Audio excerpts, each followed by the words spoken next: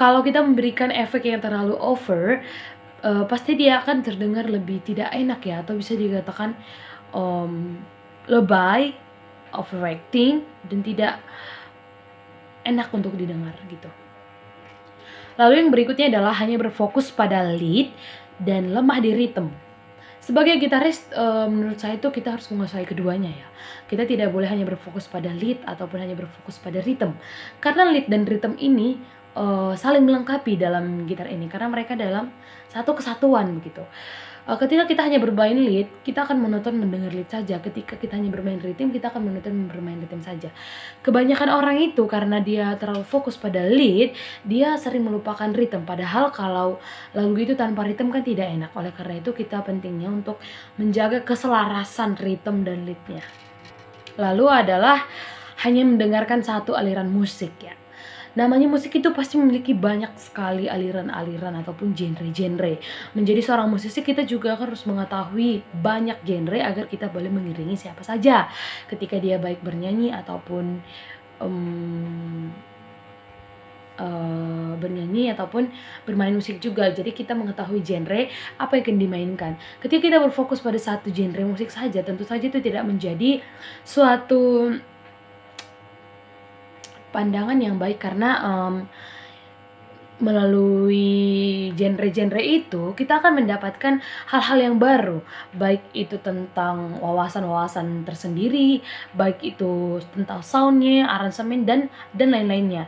Kita juga menambah wawasan genre-genre musiknya tentunya. Itu yang terutama ketika kita mengetahui banyak aliran musik. Berikutnya adalah bermain gitar unplug atau tanpa dicolok ke ampli.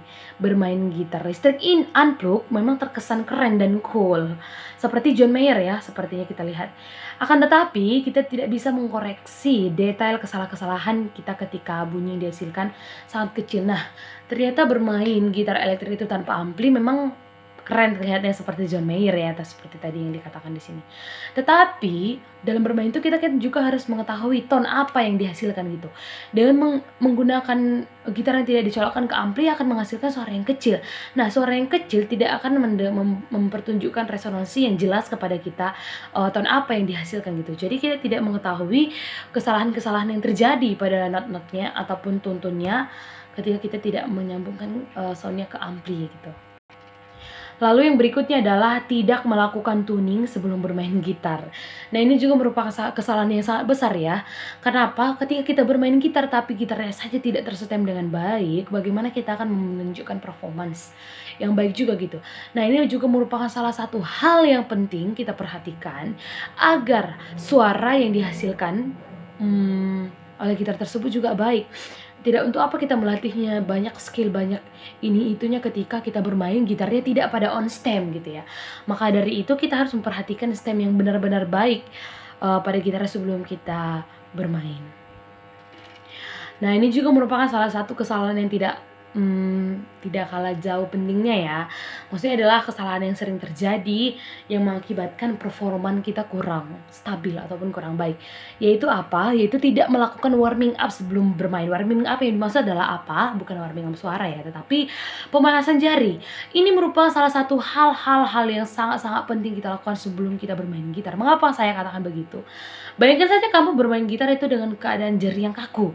Bagaimana kamu akan menunjukkan performa yang baik ketika tangan kamu saja kaku dalam bermain gitar? Nah, warming up itu sangat-sangat berfungsi untuk meregangkan otot sekitar jari kita agar ketika bermain itu kita tidak kaku, sehingga kita boleh enjoy dan tetap menunjukkan performa yang memuaskan para penonton ketika kita mempertunjukkan sebuah pertunjukan dalam permainan gitar kita.